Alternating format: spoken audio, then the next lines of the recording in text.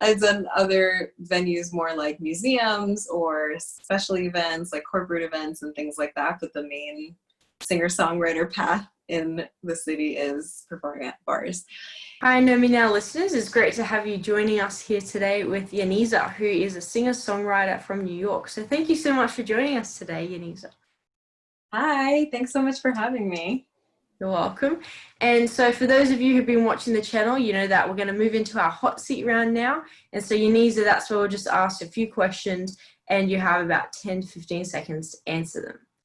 So do you think you're ready for it? I think I'm ready. We'll find out though. Awesome. So the first one is a little bit of a different one that we haven't asked on our channel yet. And that is, how would you rate your memory? On a scale of 1 to 10, and we'll say 1's like really bad and then 10 is really good. Okay, I would say overall maybe like a 4. Depends on the thing though, but maybe overall a 4. If you were to be on a deserted island, but all your human needs were taken care of, so you had food, you had water, you had shelter, what 2 things would you take with you? Oh man, okay, definitely my ukulele and probably a pillow so I can be comfortable. If you could have any animal as a pet, which one would you choose and why? Oh, that's a tricky one because I really want to go with guinea pig, which is like a practical answer, but I think it would be also really cool to have like a cheetah or something. Like, I don't know, just something totally impossible. We'll move now into talking more about your music. So firstly, I've been listening to some of your music lately, and one of the ones that I am really liking is Free Bird and the music video you've got for that as well. So could you tell us a little bit about, I guess, the inspiration for writing that song? Yeah, well, first of all, thank you. I'm glad you like it. It was actually 2 different songs combined into one. And it was originally a song called Everybody Sucks But You. And the whole first verse was pretty much the same. I changed some different things once I changed the song, but the whole first verse was about how I was having a good day. And then it turned into like, it went into a chorus that described all of the people who pissed me off that day, except for one person who was awesome. And so that's what the song originally was. And then I kind of felt like I couldn't do anything else beyond that. Like the song kind of stopped after the first chorus, like that was the end of the story. So I really got stuck there. I didn't write any more of it because I couldn't figure out what to write. And then separately, I was having a bit of a rough time at the moment that I wrote this song. And so I actually went to see a couple of different therapists. And there's one therapist that said something about you're a free bird.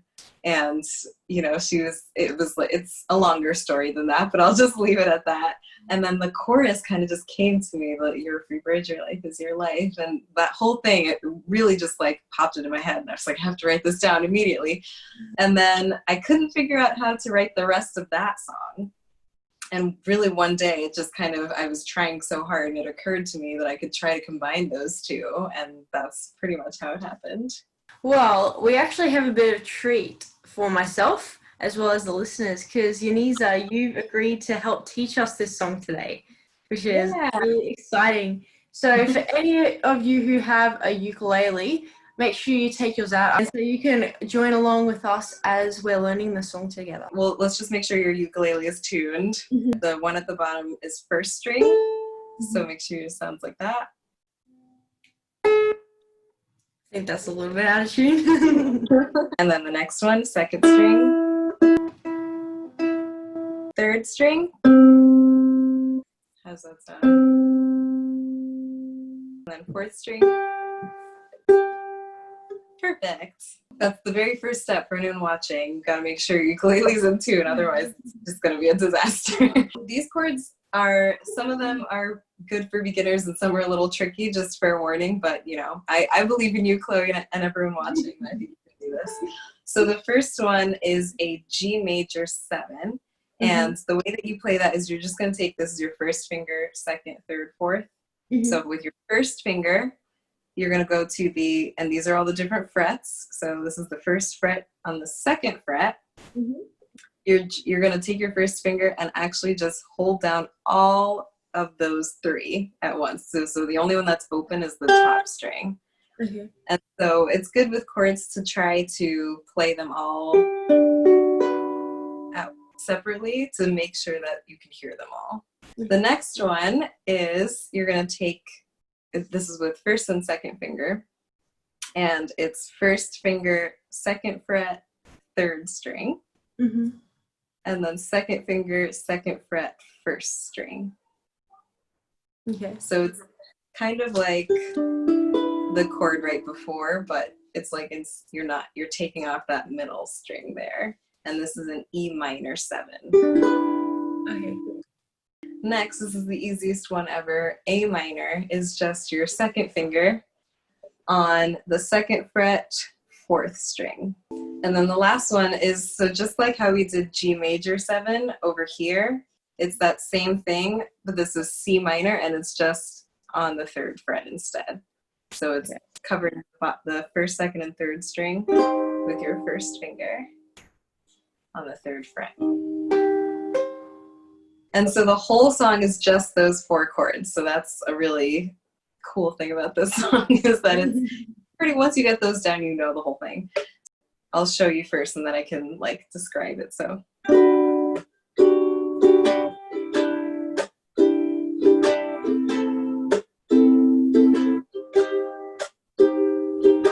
that's down, stop, up, up, down, stop, up, down, stop, up, down, stop, up. And then you just do the whole thing, just do that for 3.5 minutes.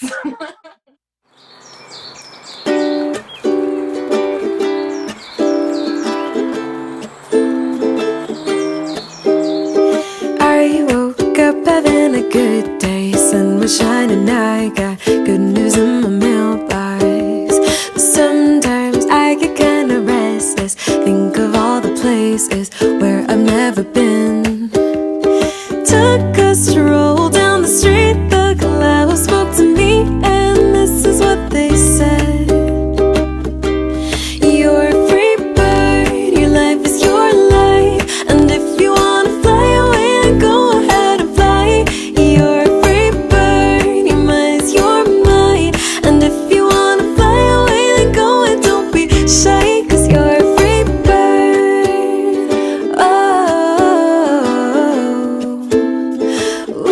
So those chords, just for those who are listening, can you just recap what those 4 chords were again? They are G major 7,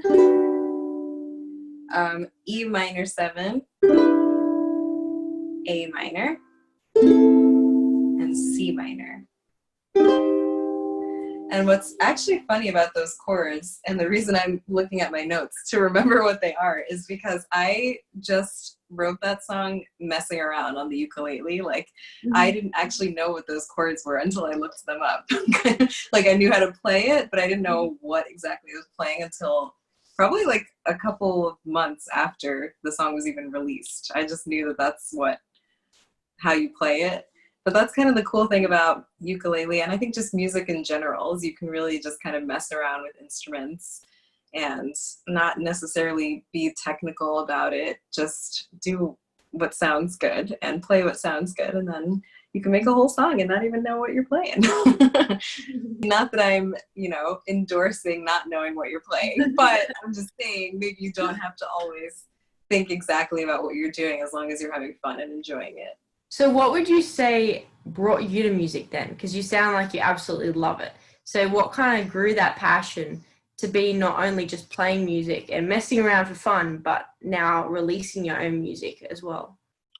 Yeah, so I think that I was just always drawn to it naturally. My parents told me that as a kid, before I could even talk or like make real sentences, I would listen to music and kind of hum along to it. So it's obvious I just kind of enjoyed it and wanted to, emulate it, I guess. In retrospect, I guess it's kind of me wanting to try to mimic what I hear.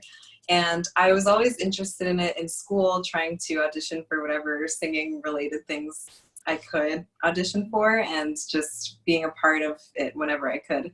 And I think what actually made me want to turn it into a career was when I started watching YouTube singers, actually. So I was very much into YouTube for a while, watching vlogs of, you know, celebrities and things. And then once you know, the rabbit hole of watching the vlogs, and then the suggested videos are like cover of this artist's song or whatever. And so I started seeing so many covers, and I just loved what they were doing. And I was like, well, I have a couch and a camera and an instrument, so I could do that too. And it kind of just kept growing from there. Like, I just loved the idea of not just playing for myself, but recording it and putting it out there. And I was never really shy about that. Like, it was almost like, I feel like I started uploading to YouTube when it was weird to upload to YouTube, but I didn't notice until like the future, when I was already kind of getting good at it. I was like, actually, that's kind of, you know, not a popular thing that people were doing. So yeah, from there it turned into wanting to perform live and wanting to write. It just kind of snowballed from the YouTube covers. I think it's cool to have the old stuff up there too, because it shows the progress, you know. It's really, I really didn't just, you know, start amazing one day. And I think it's important for people to see that, because it could be discouraging to people who are just starting out to think, how am I ever going to do that? Well, you can see that just a few years ago, my videos were totally different. Like, my just personality and attitude and camera readiness, it just like was so different. So I think it's encouraging. So I don't know if I am excited about people looking, but if it's going to inspire people, then sure, go ahead. So Yaniza, as you started in your YouTube channel and then you kind of have grown as a musician, I'm sure that there have been some insecurities that you faced, because anyone starting out usually faces different insecurities or voices in their head saying you're not good enough for this and things like that. Could you maybe share some of the sorts of things you've faced and how you've been working through it as well?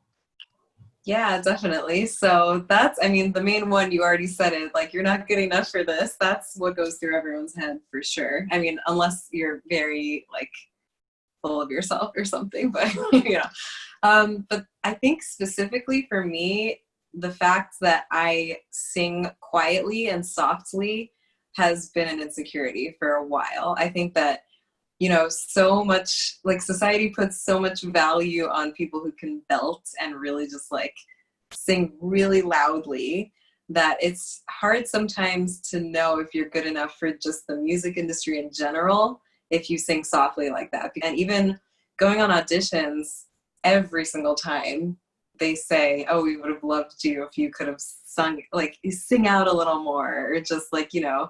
And I just feel like, you know, for a while that bothered me. But then over time, I was kind of like, well, that's not my style. If you want someone who sings really loud and loudly, then pick someone else, because that's just not what I do. I don't sound good when I try to sing really loud. And I would prefer to just keep being my gentle self. And I think that's probably the biggest insecurity. More insecurities unrelated to the music is definitely physical appearance. Just for me personally, we'll get super personal here. It's my hair. I don't know if any curly girls are watching this, but a lot of us have had a journey where we go from trying to fix what society told us was beautiful hair, was straightening it.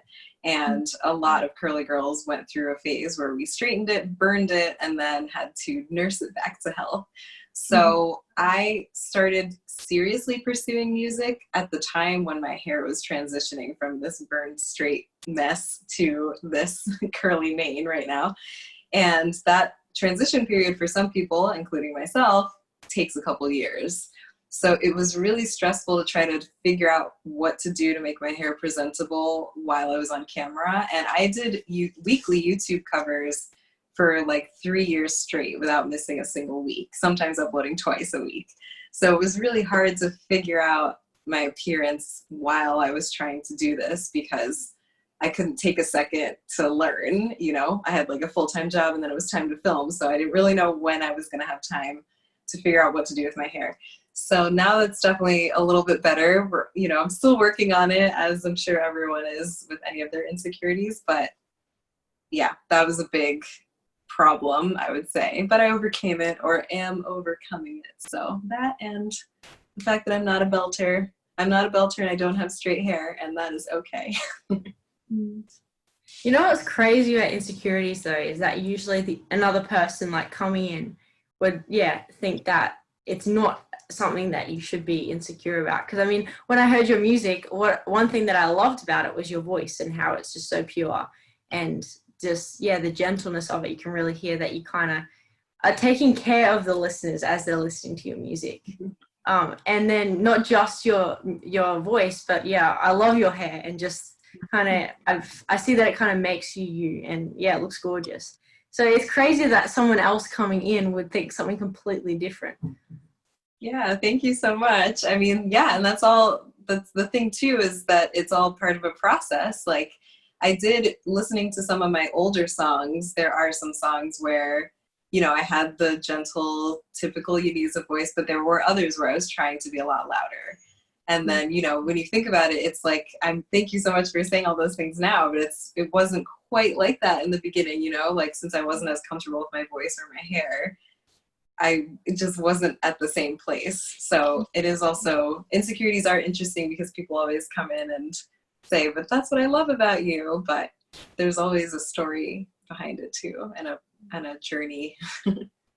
You said that you jumped on YouTube and that's kind of where you began, but who actually inspired you? So who are your greatest influences in the beginning and even now? So that has also changed a lot. I would say in terms of musical style and like formatting of my songs and just the songs themselves, I was hugely influenced by Taylor Swift, which is always such a funny thing to say because I know so many people have so many opinions about her, some good, some bad. She was always my favorite singer from the moment that I heard about her and like the moment that I heard her music. It was a very quick, like, I heard one song, then I heard two, and then I heard three, and then I was obsessed. So I just, in terms of the musical style, I just really like her format of her songs and just how she tells stories, and it's just such a fun, journey. In terms of the sort of glow up and just taking your life from one thing to stardom, someone who's recently been inspiring me is Lizzo, because just the more I read about where she was in the beginning and where she is now, I just think that it's so incredible. Like, that's more impressive to me than someone who was just kind of born into the industry, or just someone who's like stereotypically attractive based on society's standards. And I think Lizzo is so beautiful, and I think it's really cool how she posted so many things when she was on award shows. She tweeted so many things about how this is why you can't give up, because a few years ago I was doing this, a few years ago I only had this, and I only had this, and now look at me. Like, that's what's really inspiring to me. Music aside, in any career, whether it's entertainment or not, that's what's really cool to see, is someone who doesn't give up. Do you kind of see what you kind of going to be doing in music for the next couple of years, or are you still waiting to see what happens? A little of both. So a little announcement that I have is that I recently signed with a booking agent. That's something that I am super looking forward to, because having booked all of my shows on my own in the past couple of years, it's going to be really different and really exciting to have someone else do it. That's at least the next year, is starting that process, hopefully working with them for more than a year. It's based on how everything goes, especially with the pandemic. We have no idea what's going to happen. But I think that right now, this is the first year that I am going to be pursuing music full time, because up until now, I've been an early childhood teacher and a musician at the same time. And I just finished grad school as well for early childhood education. So there's just a lot going on. The school year just ended for teaching and grad school. And now I feel like I'm embarking on this full-time music experience. And it's really going to be about booking shows and also wanting to do some ukulele lessons. So hopefully this like little mini lesson we did, hopefully that was helpful for people, because I want to do more of those. In my last semester of grad school, I got the opportunity to take a class that teaches teachers how to teach ukulele to children, if that made sense. So that was just incredibly inspiring to me. Like, I didn't expect to have so much fun doing that, just because, you know, I thought it would be cool, but I was kind of like, well, I already teach, I already play ukulele, like these are just, but putting them together was so much fun. And it was so cool to see the kids getting it. And these were, you know, the kids were 5 to 7 that I was teaching, so they're pretty young. And to see them week to week really understanding and remembering and getting it and getting excited when they figured something out was so wonderful to see. You said that you were releasing YouTube videos like weekly, if not twice weekly. So how did you go about learning so many songs and like learning them quickly enough to actually upload them? Yeah, I don't even know what to tell you. I think, well, my motto in life is where there's a will, there's a way. And I think that's kind of what happened with all the covers. I wanted to do that every week, and I set my mind to it, and I did it. But it involves a lot of practice too. It depended on the type of cover I did. So in the earlier covers, I just kind of picked a song that I already knew, and it was easy. And then as I started taking it more seriously, I tried to pick songs that were new and had just come out. So I did have to learn them quickly in order to cover them with enough time for the cover to get big and all that stuff. And I think, I mean, there were some covers where I dedicated like a couple hours to filming, even though the whole filming was one take. But I would dedicate a couple hours just to learning the song and repeating it over and over again and like practicing it. And then the filming itself would take maybe like 20 minutes. And then sometimes I cheat and have the lyrics taped to my wall in the background, because part of me is like, you know, I mean, I got the melody down. The melody is hard to memorize too. So when you get that down, sometimes it really just took way too long. I just, you know, I knew the song, but I was getting like nervous because there was the camera and the lights, and then I had to remember the chords and the strumming. It's just like, sometimes you just need to give yourself a little bit of, you know, wiggle room and write the lyrics down. Unlike other musicians who have come to New York, you were born and grown in New York yourself. So what has it been like growing up amongst the music and your performing opportunities and pursuing your own performance in music, I guess? I'm definitely really lucky that I grew up here around all of that. And it's been really fun performing. I mostly performed in bars in New York, so that's like the big music scene. I've done other venues, more like museums or special events, like corporate events and things like that, but the main singer-songwriter path in the city is performing at bars. I was excited last year because I booked my own tour, so I got to play outside of New York for the first time, and that was really cool. It was really different, and I would say for the most part, people were more attentive outside of New York, but I could have just gotten lucky. You know, I'm sure every city has their bars that are a little more rowdy than others, but yeah, I thought everyone was really, really sweet. You know, the experience is just very diverse here. And then when I went outside of New York, I felt like it was a little more consistently attentive. Thank you so much for joining us and for sharing all of this wealth of knowledge. And especially for those of you who are wanting to create your own covers or who are already playing your own covers, yeah, this is a great video to pay attention to. So yeah, thank you so much, Yaniza.